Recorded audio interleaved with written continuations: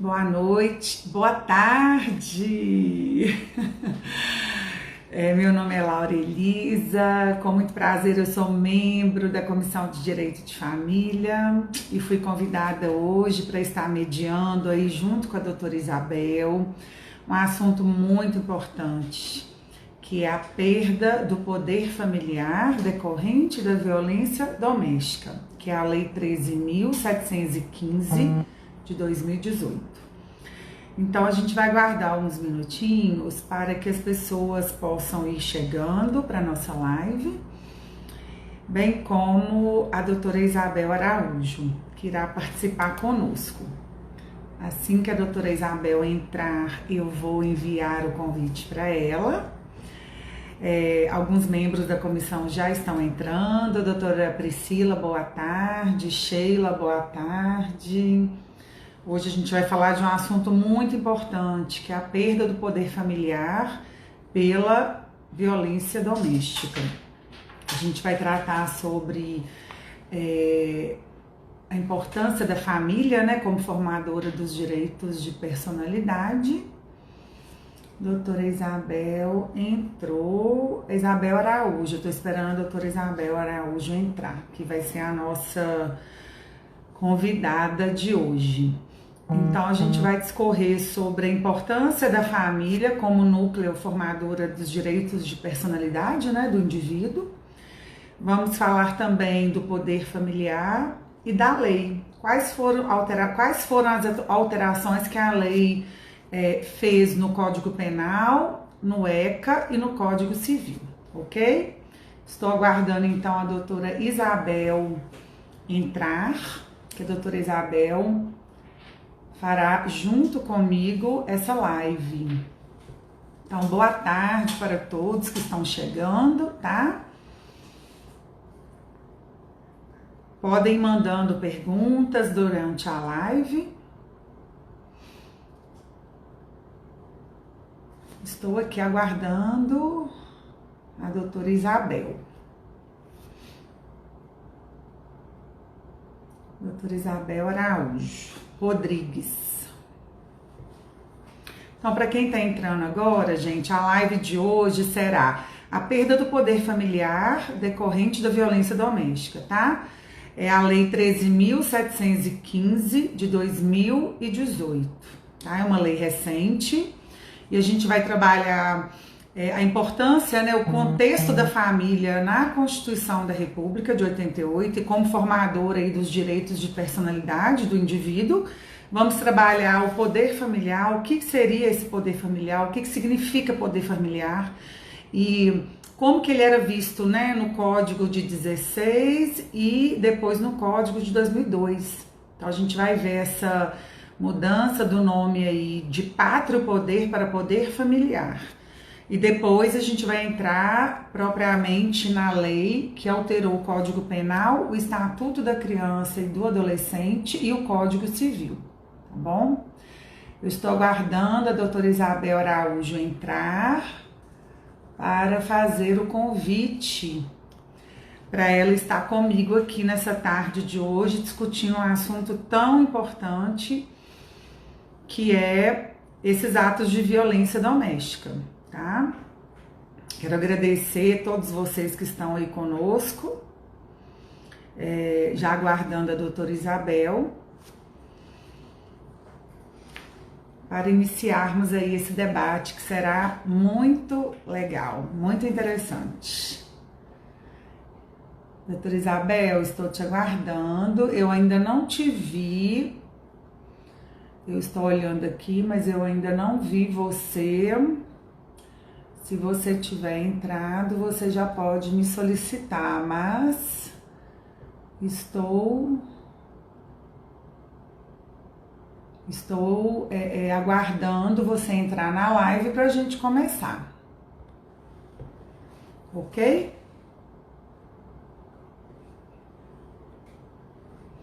Então, pessoal, falar em poder familiar, a gente inevitavelmente tem que falar da estrutura da família, né? E como que é essa estrutura familiar após a Constituição de 88, né?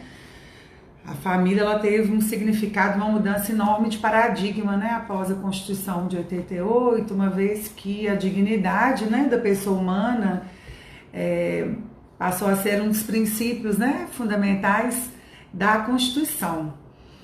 E a Constituição de 88, no artigo 226, ela fala a importância da família para a sociedade e para o indivíduo, né? A família é a base da sociedade, ela tem especial proteção do Estado.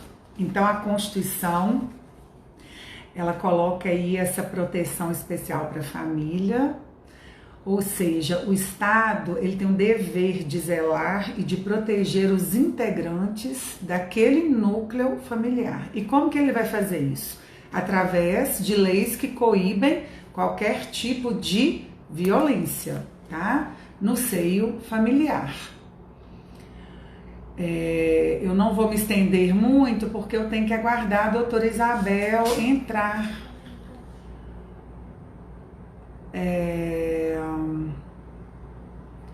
Doutora Isabel, pelo visto, ainda não entrou.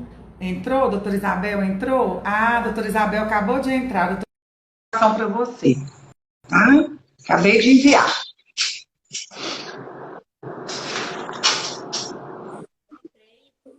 Olá, tudo bem? Ei, doutora Isabel, boa tarde. Tudo bom? O microfone. Tá dando para me ouvir? Tá ótimo. Você tá me ouvindo também? Sim, Eu estou vou, eu ouvindo. vou só diminuir um pouquinho o meu volume aqui para não ficar muito alto e não dar eco para o pessoal, tá? Ah, sim. Doutora Isabel, Então, é um prazer, né? Nós que somos da comissão, somos colegas de profissão, é um prazer estar com você nessa tarde, né? Para discutir um assunto tão importante, que é a proteção das nossas crianças, né? E exato. discutir essa lei, que é uma lei consideravelmente recente, que ela é de 2018, que é a Lei 13.715, que trata da perda, né, do poder familiar pelos atos de violência doméstica. Sim, Você coordena vários grupos, né, ligados à proteção, né, e que coíbem, né, a violência doméstica. sim. Nesse momento, eu represento, né? Represento a OAB na rede de enfrentamento à violência contra a mulher de Minas Gerais. Uhum. Estou na condição de coordenadora de políticas de enfrentamento pela Comissão da Mulher Advogada e coordenadora do Núcleo Maria da Penha do Direito na Escola. Não, que ótimo. Então, a minha atuação, né, como advogada, ela é quase exclusivamente na questão da violência doméstica, os processos de família envolvendo violência doméstica, né? Uhum. E o que a gente vê, eu estava assistindo aqui a sua introdução sobre o papel da família na Constituição, né? A questão do que era chamado pátrio poder e que agora a gente entende como um poder familiar. A gente traz uma maior participação, uma igualdade da mulher em relação a estes filhos.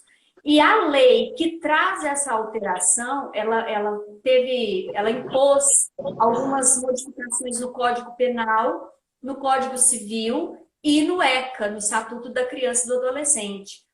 E o que essa lei tem em foco? Ora, se são iguais os genitores, entre si eles são iguais, então nós falamos de poder familiar. Não é dado a um dos genitores atacar o outro. Não é dado que um genitor cometa uma violência contra o outro e que possa gozar dessa igualdade da mesma forma. Porque faltou aí uma conduta de dignidade, né? E quando a gente fala, é importante lembrar que violência doméstica, quando a gente fala da violência doméstica prevista na Lei Maria da Penha, ela é ação ou omissão baseada no gênero. Não significa que algumas pessoas sempre perguntam: existe violência contra o homem. Isso é violência doméstica também. Não, isso é uma violência que acontece dentro de casa. Não é violência doméstica da Lei Maria da Penha. Uhum. A proteção de todos nós, inclusive dos homens, já é dada no Código Penal. Uhum. Só que a violência doméstica, ela tem um cunho cultural, ela tem um amparo muito consolidado numa cultura machista, Sim. e é uma cultura machista que mata. Uhum. Leva as mulheres a óbito todos os dias, no mundo todo. E o Brasil ostenta o quinto lugar no mundo em morte de mulheres, né? Isso é Então, muito preocupante, né, doutora Isabel? Muito isso é preocupante. muito preocupante, porque a violência doméstica, ela não é uma violência que afeta somente o casal.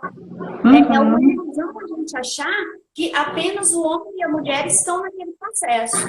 Os filhos são diretamente afetados, né? Porque eles presenciam os atos, Os né? filhos são diretamente afetados porque eles presenciam, e se eles não presenciam a violência em si, eles presenciam a repercussão, eles vivenciam o medo, eles vivenciam a angústia da violência doméstica, da violência psicológica, eles vão ver essa mãe chorando, eles vão ver essa mãe machucada, eles também vão temer o pai.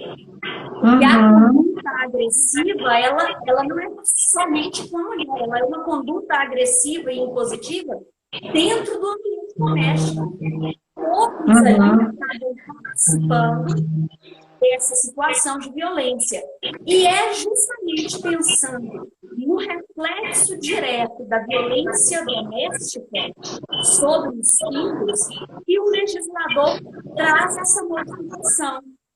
E aí informe, olha, você cometeu uma violência contra a mãe dessa criança, desse adolescente, então, neste momento, o seu poder familiar vai ser tomado. Então, doutora Isabel, muito interessante o que a senhora falou, porque nós que pegamos o Código de 16, né? Eu acredito que você formou Sim, durante o Código de 16, né? sim, A gente trabalhava com a questão do pátrio poder. Por quê? Porque a estrutura familiar era aquela estrutura derivada do poder patriarcal, né? O homem era o detentor do comando da família, a mulher era sujeitada, a mulher ficava no lar cuidando dos filhos, né? sim, Agora, com a mudança de paradigma, né, da família, desse contexto de igualdade entre o homem e a mulher, a Constituição de 88 trouxe, né, essa igualdade e o Código de 2002 recepcionou. E aí, como a senhora falou, mudou a nomenclatura para poder familiar, né? Ou seja, tanto a mãe quanto o pai, eles são detentores, né, de direitos e deveres, né? Inerente sim, à criação dos seus filhos. Agora, o sim, interessante de hoje, que essa lei que nós vamos falar, que é a Lei 13.715, ela mudou o Código Penal, ela mudou um artigo do ECA, né, e um artigo do Código Civil. E ela é sim, expressa, ela é explícita quando ela fala que o filho, gênero masculino, e a filha, né, feminino, terão a proteção. Ou seja, sim. a violência doméstica, a perda do poder familiar, né, perante essa lei que a gente está estudando hoje, ela atinge os filhos, né? Então aí nós temos uma diferença, porque anteriormente a senhora falou, a Lei Maria da Penha ela não protege de violência contra o homem, né? Se uma mulher cometer uma violência contra o marido ou o companheiro, ela vai responder perante o Código Penal, né? Por Exato. aquilo que ela pecar, Justiça né? criminal comum. Justiça criminal comum, né? Agora, a mulher, devido a esse histórico nosso de violência, né, por sermos mais frágeis até fisicamente do que os homens, né, a nossa proteção, ela é especial, ela não é por acaso, né, doutora Isabel? É uma proteção Exatamente. que nós temos por trás aí um contexto histórico e, infelizmente, esse ano, com a questão da pandemia, foi alarmante, né, o número de casos, né, doutora? A pandemia, ela nos trouxe à tona a situação das mulheres estarem fechadas, isoladas com os seus agressores. Então, ela trouxe à tona todas essas dificuldades. Mas o que é muito importante da gente dizer, Laura, é o seguinte: no código anterior, o código de 16 e as legislações anteriores, era autorizado, em algumas situações, o marido matar a mulher. Ele ficava isento de pena se ele matasse a mulher em razão do adultério.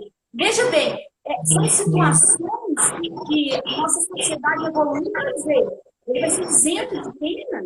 Não, além dele não ser isento de pena, ele ainda vai perder esse poder sobre os filhos. Ele vai ter que deixar de ser pai dessas crianças. Porque a indignidade dessa conduta é muito grave. Ela repercute na sociedade de uma maneira nefasta. Sim.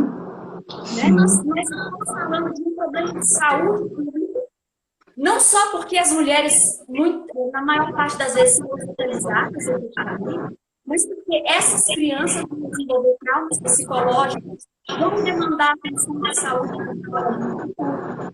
A gente está falando de pessoas de mulheres que podem depender de uma aposentadoria por invalidez, porque a depressão pode levar à invalidez.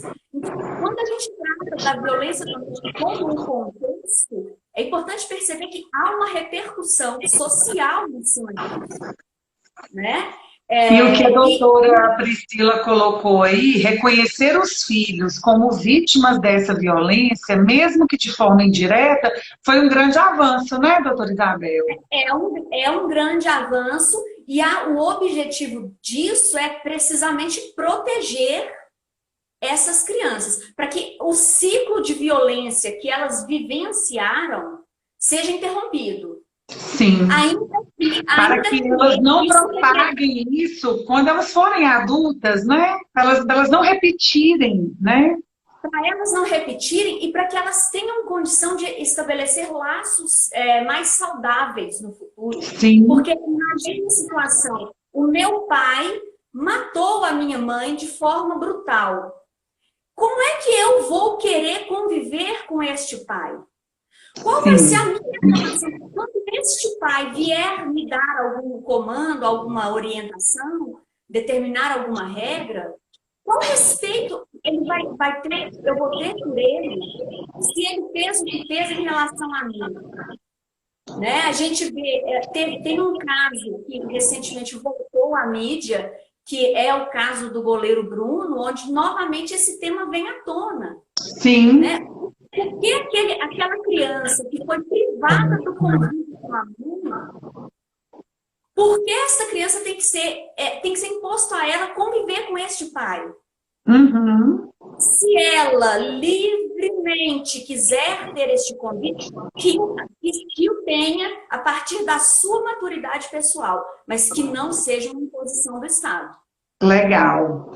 Eu acho interessante essa lei 13.715, no Código Penal. Eu acho interessante a gente só falar o que está no artigo 92, quais seriam os efeitos dela atualmente. Então, olha só, são também efeitos da condenação a incapacidade para o exercício do poder familiar, da tutela ou da curatela nos crimes dolosos sujeitos à pena de reclusão cometidos contra outrem igualmente titular do mesmo poder familiar, que é o caso do Bruno Goleiro, né, que matou a mãe, contra o filho, filha ou outro descendente, ou contra tutelado ou curatelado. Ou seja, então, doutora Isabel, até essa lei, o menor, o pai que cometeu o crime, que matou, no caso, a mãe, ele não seria privado, ele não perderia o poder familiar, né? Exatamente. Agora, o que é importante, você fez a leitura da alteração em relação ao Código Penal. Sim, em relação ao Código Penal. Aí depois a gente vai seguir para o Código Então, observe que no Código Penal, essa norma vai ser aplicada no caso da mulher que também agredir o homem. A mulher que agredir a esposa, que agredir o esposo, o pai, a mãe que agredir o pai, também está sujeita a este artigo. A perda do poder familiar. Exatamente, porque no Código Penal, essa alteração fala sobre a violência doméstica contra ou outra pessoa que disponha do mesmo poder. Muito importante o que você falou. Ou Então, seja, tanto a mulher quanto o homem. Quanto o homem estão sujeitos a essa norma no Código Penal. Uhum. Tá? Então, não vamos pensar que essa lei alterou a Lei Maria da Penha. Ela não alterou a Lei Maria da Penha. Não alterou a Lei Maria. Ela está alterando outras legislações para reconhecer não apenas a relevância da Lei Maria da Penha, né, como reconhecer que aquele instituto, violência doméstica, repercute em outras searas. Sim. Né? Inclusive, Laura, é importante a gente pensar nessa questão da violência doméstica na seara das varas de família, porque o artigo 14 da Lei Maria da Penha, ele é incisivo no que diz respeito à competência híbrida. Híbrida significa a vara especializada em violência doméstica tem a atribuição para julgar o processo da violência doméstica, que é a medida protetiva e, eventualmente, o processo criminal, e os processos de família que estão relacionados a este casal. Por quê? Sim. Porque o cerne do problema está, em geral, na vara de família. Sim. Se não tratarmos o conflito da vara de família, a vara da violência doméstica não consegue pacificar, não adianta. Sim. Doutora Isabel, só que infelizmente a nossa prática é diferente, né? É muito diferente, né? Quando a nossa prática é infinitamente a gente entra com a medida protetiva, a gente geralmente já solicita, né, a pensão alimentícia. O afastamento do lar, geralmente, ele é deferido na vara da violência, né?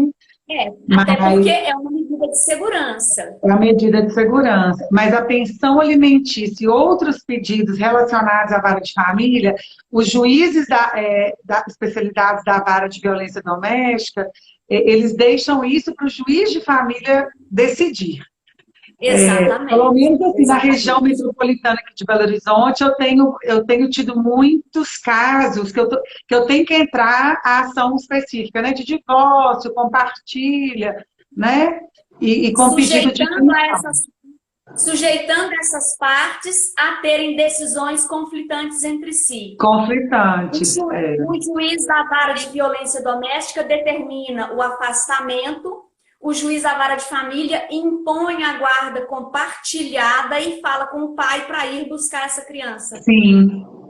Incompatíveis. Essas decisões são incompatíveis. Verdade. Então, quando a gente pensa na violência doméstica, a gente tem que entender que ela traz um vínculo muito estreito com o direito de família, e é justamente por isso que a gente fala na perda do poder familiar. Porque se nós não tratarmos também a condição da criança, essa criança não vai sair do ciclo de violência. Sim. E também não é decente, eu falo até decência moral mesmo, exigir, por exemplo, que a família de uma pessoa que morreu pelo feminicídio, né, a avó materna, o avô materno, os tios maternos que perderam uma pessoa muito querida, não é dado que essas pessoas tenham que conviver com a pessoa que cometeu o crime. Sim. Né? Então, assim, gera uma repercussão social que a tendência é que gere uma pacificação.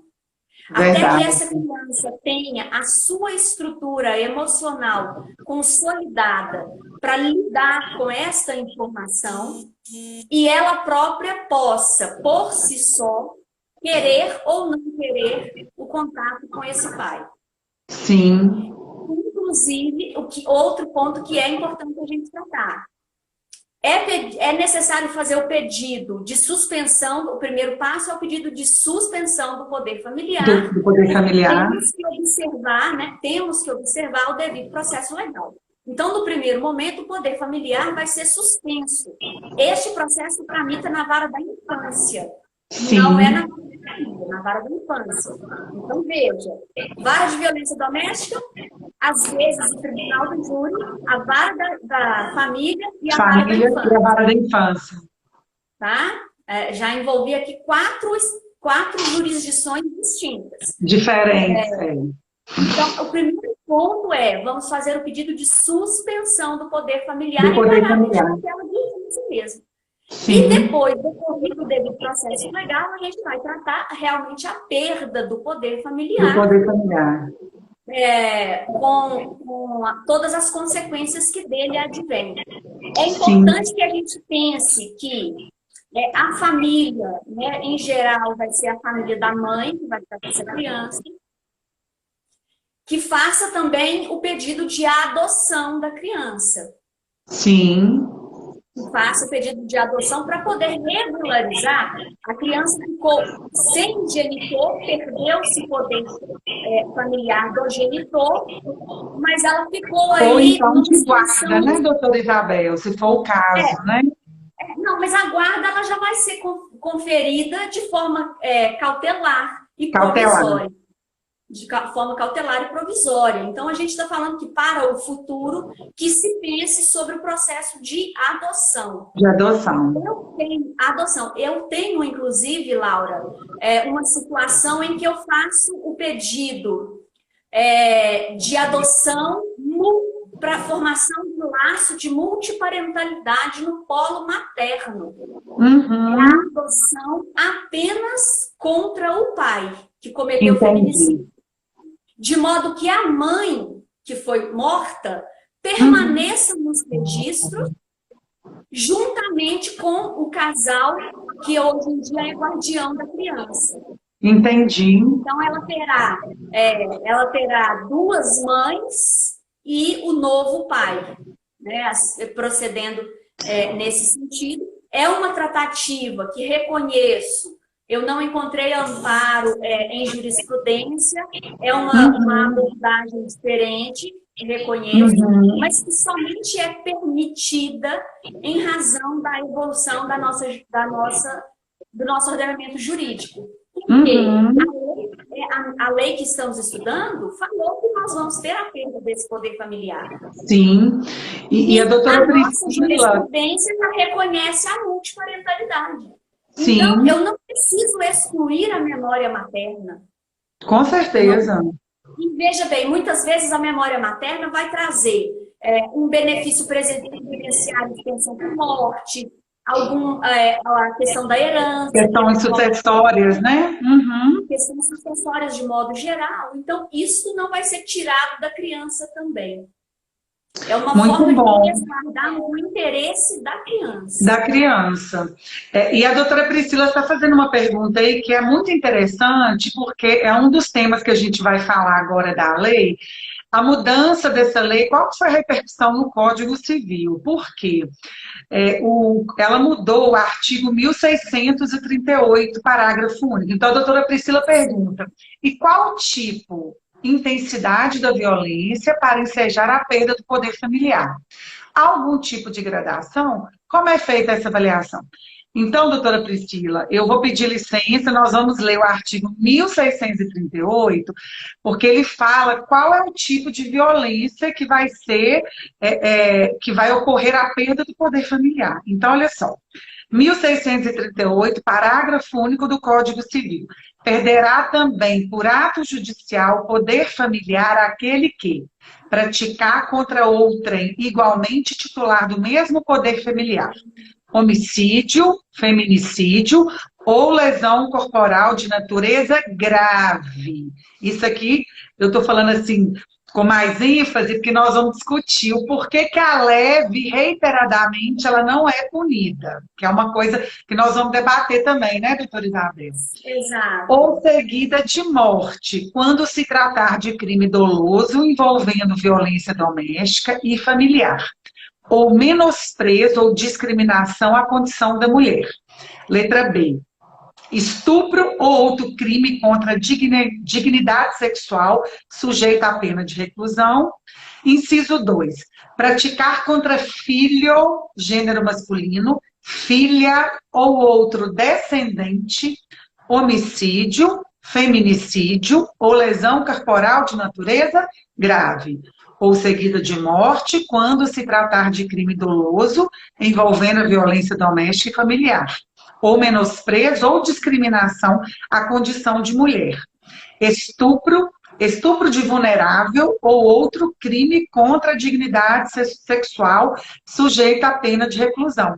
Então, doutora Priscila, qual que é o tipo e intensidade? Então, esse artigo 1638, ele responde essa primeira parte da sua pergunta. Aqui, eles tipificam quais seriam as condutas. E quando fala da lesão corporal, ele está falando da lesão corporal de natureza grave. Agora eu vou colocar para a nossa reflexão, e a lesão corporal de natureza leve? E aquela violência doméstica praticada reiteradamente com aquele filho, todos os dias, que pelo Código Penal ela não é considerada uma lesão corporal grave, mas que vai afetar o aspecto psíquico daquela criança. E também, às vezes, até físico, a longo prazo. Eu acho que é um ponto interessante, não é, doutora Isabel? Para a gente poder... É um ponto muito importante da gente considerar isso, porque o legislador acabou deixando de fora uma grande parte de condutas que vem repercutindo no cotidiano das famílias. Uma grande parte, porque nem todas as violências domésticas, feminicídio ou lesão grave, né? Nem todas. Existem essas lesões, essas violências que são cotidianas e que trazem uma repercussão intensa, e que nesse momento o que eu entendo ser necessário é que nós, enquanto operadores do direito, busquemos a equiparação, busquemos o entendimento de analogia, justamente porque estamos tratando do interesse do menor. Estamos tratando de pessoas que estão em fase de desenvolvimento. Estamos falando de pessoas que ainda não têm consolidados em si vários conceitos e princípios que são potencialmente relevantes, como o certo e o errado. Né? Então, a gente está falando de pessoas que precisam de orientações serenas no seu cotidiano, e não violência. Né? Eu queria destacar da leitura, Laura, que, veja bem, no Código Penal, na leitura do artigo no Código Penal, violência praticada contra outrem que detenha o mesmo poder. Uhum. Já no Código Civil, houve a restrição. Sim. Houve a restrição para o reconhecimento da violência da Lei Maria da Penha. Da Lei Maria da Penha. Da Lei Maria da Penha. Por quê? Quando esse trecho especificamente... Quando se tratar de crime doloso envolvendo violência doméstica e familiar, menosprezo ou discriminação à condição da mulher, este conceito vem da Lei Maria da Penha. Sim, inclusive esse ponto que você chamou a atenção, doutora Isabel, é importante porque também é um ponto de crítica dessa lei, né? Porque exatamente. O Código Penal ele não estendeu, mas o Código Civil ele abrangeu, né? Que foi muito bom, né? Exatamente. Assim, porque o que, na verdade, assim, quando as pessoas questionam, não existe uma proteção para o homem que é agredido em casa. Existe, o Código Penal, já está vigente aí há muito tempo. Há muito tempo. Há muito tempo. A leitura do Código Penal trouxe a violência doméstica e disse, vai aplicar para todo mundo, igual. Se a mulher agrediu o homem, eu, Código Penal, vou protegê-lo. Sim. Neste sentido. Mas o Código Civil já traz uma leitura diferente, apontando que estamos tratando especificamente da violência doméstica contra a mulher. Contra É a uma mulher. tratativa diferenciada, é uma tratativa diferenciada, é uma tratativa que merece uma redação, um aprimoramento, porque assim como acontece com o Código Penal, o Código Civil ele tem que ser aplicado de modo equânime. Sim. Né? Então, eu acho que cabe a nós, dentro do nosso trabalho, promover esse tipo de movimento de questionamento para o aprimoramento da lei. Primeiro, estamos deixando de fora uma série de lesões e violências que não vão ser exatamente dolosas ou de consequências graves. E nas varas de família, há uma violência que é muito típica da vara de família. É a violência patrimonial. Patrimonial.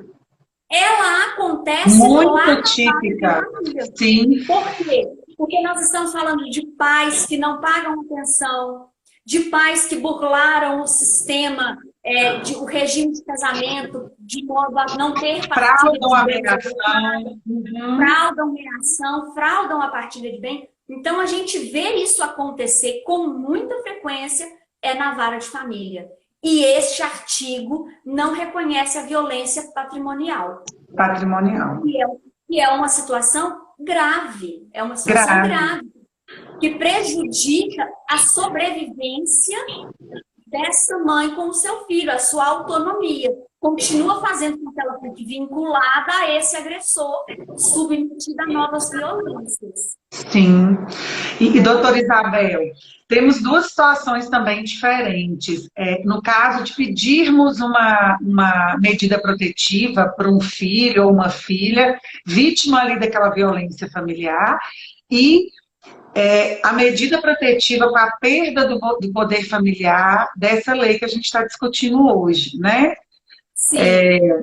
Seria interessante a gente abordar assim, essa diferenciação. Veja bem, o primeiro ponto é quando a gente fala das medidas protetivas da Lei Maria da Penha, né? E aí a gente tem que lembrar que, nesse caso, a vítima, né, da violência sempre será uma mulher. É uma violência de gênero. De gênero. De gênero. Então, eu estou falando de gênero porque abrange também mulheres trans, tá? Então, nós primeiro precisamos identificar esse indivíduo, estamos falando de mulher. A medida protetiva, ela é uma tutela cautelar inibitória. Uhum. A natureza jurídica dela é tutela cautelar inibitória. É uma obrigação de não fazer, de não se aproximar, não manter contato, não fazer, né? Não divulgar foto, o não fazer, obrigação de não fazer. Se a criança ou adolescente também está passando por essa violência, né, sobretudo as filhas, né, elas também vão ter esse amparo na Lei Maria da Penha. A genitora, ela pode pedir a extensão da sua medida aos filhos, de modo geral, filhos e filhas. Ela pode pedir isso, mas isso precisa ser justificado. Por quê? Para não afetar a convivência paterno-filial. Para não ocorrer nenhuma hipótese, né, de alienação parental. Alienação parental, exatamente. Então, isso aí precisa ser pontuado de modo bem específico. Tem que realmente ter uma comprovação ali de uma violência existente, né? Verdade, no que diz respeito à violência contra a mulher, a palavra, assim como o estupro, a palavra da vítima tem a relevância, porque são crimes que, em geral, acontecem sem testemunhas. Sim. No silêncio, né, no interior da casa. Poucas vezes. Na intimidade ali da família, né? Exatamente. A gente vê um vizinho ou um fato que aconteceu no meio da rua. Não é a regra. A regra é a intimidade da casa, então, nesse ponto, a palavra da vítima vai ter o seu valor. Só a palavra da vítima basta? A questão é que a palavra da vítima ela vai ser corroborada por outros acervos probatórios. Sim. Que a polícia vai realizar a investigação, então, às vezes, a gente vai ter aí um exame de corpo de delito, a gente vai conseguir fazer uma pesquisa. Outras provas. Outras provas vão vir ao processo. Testemunhais. Exatamente, exatamente. Quando a gente pensa na natureza da medida protetiva, tutela cautelar inibitória. Então, a gente tem que lembrar que isso é de natureza cível e o recurso é apelação, recurso de apelação. Vai para a Câmara Criminal, mas é recurso de apelação cível. Apelação cível. Apelação cível. Justamente pela questão da competência híbrida, né? Que a gente precisa, o Tribunal de Justiça precisa se abrir para essa tratativa, né? E a nossa comissão precisa trazer mais na voga esse debate como forma exatamente de pacificação social, né? Sim, sim. E no caso de violência contra filho, e aí já vai entrar propriamente nessa lei que nós estamos discutindo, né? Aí a gente vai ter a violência contra os filhos. Se for especificamente contra os filhos, nós vamos pedir medidas protetivas com amparo no Estatuto da Criança e do Adolescente, com amparo no ECA. Né? A gente consegue exatamente a mesma medida. A mesma medida, medidas similares mesmo, mas o amparo, no caso, é a proteção da criança via ECA, Estatuto da Criança e do Adolescente, que também sofreu alteração por essa lei. Sim. Cristiane Lara, ela está colocando assim, que a aplicação da competência híbrida prevista na Lei Maria da Penha sugere a unificação efetiva das matérias criminais e cíveis em casos, né, da violência contra a mulher. Esse modelo seria mais efetivo. Realmente seria, né, doutora Isabel, se fosse aplicado na prática, né? Na prática, exatamente. Infelizmente. E é importante que a gente, né, traga e mantenha esse debate em voga, né, justamente porque a lei é clara, então cumpra-se a lei. Nós estamos falando de uma organização judiciária que não está cumprindo uma lei. Sim. E nós precisamos trabalhar para que essa lei seja cumprida. A lei é para ser cumprida, né? E o resultado social é muito mais eficaz, porque a gente consegue efetivamente tratar o motivo da violência, o motivo. Estamos brigando por patrimônio, estamos brigando por isso ou por aquilo. Qual é o motivo? O que está por trás do processo de família que gera essa animosidade entre as partes, nos divórcios litigiosos? É essa animosidade que repercute em violência doméstica, né? Nem todos os divórcios são divórcios com violência doméstica, não é isso? Com certeza. Mas é essa animosidade que, em havendo violência, a violência vai ser mantida. Vai ser, inclusive, aumentada a depender da animosidade do processo de divórcio. Ótimo. Doutora Isabel, no tocante à lei que a gente está discutindo, na verdade, a questão da efetividade dessa norma, né, que é uma norma recente, a questão aí do poder, da perda do poder familiar. Você nos trouxe um caso, né, que seria, no caso do genitor matar a genitora, né, ele vai perder o poder familiar. E no caso, se não for uma morte, né, um feminicídio ou um homicídio, no caso de violência, lesão grave, né? A lesão grave. A prática seria, ele perderia esse poder familiar. Sim. E o outro genitor teria sozinho, né, o poder familiar até aquele filho for maior de idade, né? Exatamente. Ou seja, Exato. todas as decisões, tudo que for relevante à vida ali daquela criança, até aquela criança atingir a maioridade, né? Passar ali a Sim, adolescência, seria definido pelo outro genitor. Na foi a prática, você teve algum caso já envolvendo essa lei, doutora Isabel? Sim, é uma lei nova, tá? Existe poucos julgados no Brasil tratando essa matéria, justamente porque ela é bastante nova, né? E existem poucos julgados, mas eu já participo de alguns processos com essa natureza e já tive sucesso em 3 deles. Que ótimo! Inclusive, a perda do poder familiar aconteceu exatamente nessa sequência. A suspensão do poder familiar foi liminar. Isso que eu ia te perguntar. Então, como é que é feito esse procedimento? Primeiro, dá a suspensão do poder familiar, de É, o, forma pe- em tutela de urgência. o pedido é o pedido de perda do poder familiar. Liminarmente, em caráter de tutela de urgência, a suspensão desde já. E tem sido concedida essa suspensão justamente porque estamos falando de menor. Então, é preciso Uhum. proteger. Então, suspende o poder familiar, vai haver a tramitação do processo penal, onde, confirmada a autoria, materialidade, levamos esta decisão do juízo criminal para o juízo da infância e concluímos o processo no juízo da infância. Essa decisão no juízo da infância, ela pode ser adiantada se for um réu confesso, porque aí a autoria e materialidade não serão pontos de discussão, né? Já a Uhum. condenação será uma certeza. Sim. Mas a gente pede a suspensão como tutela de urgência, aguarda a condenação penal e leva isso para o juízo da infância. E aí, depois é confirmado em sede de sentença, né? Exatamente, exatamente. É muito interessante. E um ponto que a gente tem que falar é do melhor interesse da criança, né, doutora Isabel? É, a ideia é essa, né?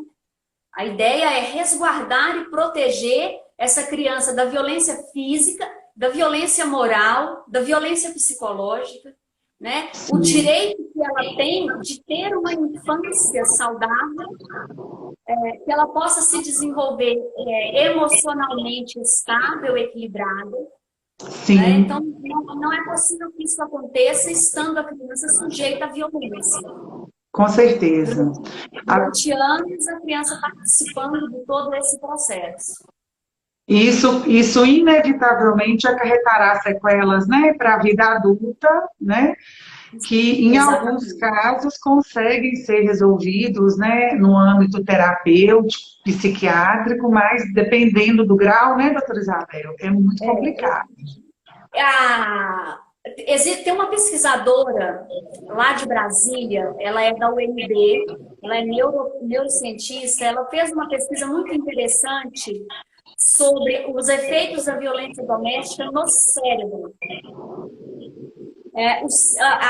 O cérebro ele trabalha a partir de sinapses, né? Então, à medida em que nós vamos sofrendo a violência, o cérebro vai tratando aquilo de forma a naturalizar aquela conduta e vamos formando sinapses tais que afetam o funcionamento cerebral. Nossa, Por isso, cerebral. Então, nós estamos falando de sequelas cerebrais. Quando a gente fala de lesão à integridade da pessoa, psíquica, é a integridade em todos os sentidos. E há um movimento, para nós, né, que trabalhamos com violência doméstica, há um movimento muito intenso para que seja reconhecida a violência doméstica não como crime de dano. O que é o crime de dano? É o crime que teve uma consequência danosa, né? sim, Perceptível. Que sim, seja considerado crime de perigo, tal qual o tráfico de drogas. Porque sim, o tráfico de drogas é um crime cometido contra a sociedade. Toda a sociedade é prejudicada pelo tráfico de drogas. E toda a sociedade é prejudicada pela violência doméstica. Com certeza, porque isso vai gerar sequelas sociais, né, que Isso gera sequelas inevitavelmente e vão impactar. isso gera um condicionamento nas crianças e nos adolescentes, e as pesquisas, até já validadas pela ONU, apontam que as crianças que passam pela violência doméstica tendem a, no futuro, na vida adulta, Praticar. serem replicadores da violência. As Sim, meninas se reconhecerem e se aproximarem de parceiros que também as agridem, violentos. violentos, porque vão reconhecer aquilo ali como seu estado normal de vida. E os meninos, a tendência é que eles também tenham um comportamento violento. Aliás, a violência dos meninos é um comportamento naturalizado na nossa sociedade. É um exercício de uma masculinidade tóxica que repercute não só para as mulheres, mas para os homens também. Sim. Né? Não, isso que você falou é muito importante, porque realmente na vida adulta ele vai repetir aquilo que ele viu o pai fazendo ou a mãe fazendo. Porque né? foi naturalizado dentro de casa. Porque foi internalizado e naturalizado. Estamos habituados a isso. Né? Sim. Então, se a gente está habituado, por que não podemos? Minha mãe deixava, minha mãe nunca reclamou do meu pai. Será que ela nunca reclamou? Ou será que ela silenciou a reclamação? Sim. E ele acostumou com aquele ambiente violento, né? Ele se acostumou com aquele ambiente violento. Doutora Isabel, uma coisa também muito importante é a gente informar na live como seria esse pedido de ajuda. Ou seja, se esse pedido não partir do membro familiar, como é que uma terceira pessoa ela pode fazer uma denúncia? Né? No caso aí de uma violência que nós estamos tratando hoje, de uma violência familiar, né? Para a perda do poder familiar, ou seja, uma violência praticada contra filho, né, ou contra o outro genitor, mas que vai decorrer da perda desse poder familiar. O que a gente poderia estar instruindo quem está nos ouvindo, quem vai assistir depois essa live, que vai ficar salva? Quais números as pessoas podem ligar? Como que elas podem fazer a denúncia? É importante registrar o seguinte: na nossa Constituição, a Constituição deixa muito claro que o dever de proteção da criança e do adolescente é de toda a sociedade. Então, você, toda a sociedade tem o dever de proteção da criança e do adolescente. Bom, esse é o primeiro ponto. Então, nós temos canais de denúncia, tanto para violência doméstica, quanto para violência contra a criança, adolescente, contra os idosos também, nós temos esses canais, né? Pessoas com deficiência, que são grupos muito vulneráveis dentro dessa dinâmica familiar. Então, as denúncias podem ser feitas no Disque Direitos Humanos, vinculado, né, ao Ministério, Disque 100, o Disque 180 também recebe essas denúncias, mas, havendo urgência, o telefone correto é o 190, é a polícia militar. Em caso de urgência, nós precisamos acionar a polícia militar. Urgência é com eles. Há uma vítima, podemos utilizar os canais do Corpo de Bombeiros, porque eles também fazem resgate. A SAMU faz resgate. A Polícia Civil pelo 193. E aqui em Minas Gerais, nós temos a possibilidade de fazer a denúncia da violência doméstica através do boletim virtual. Defesa Civil. defesasocial.cites.mg.br e a gente faz o boletim de ocorrência virtual. Existe a possibilidade do campo da ameaça, a lesão corporal, a violência psicológica é uma lesão corporal, tá? E o descumprimento da medida protetiva.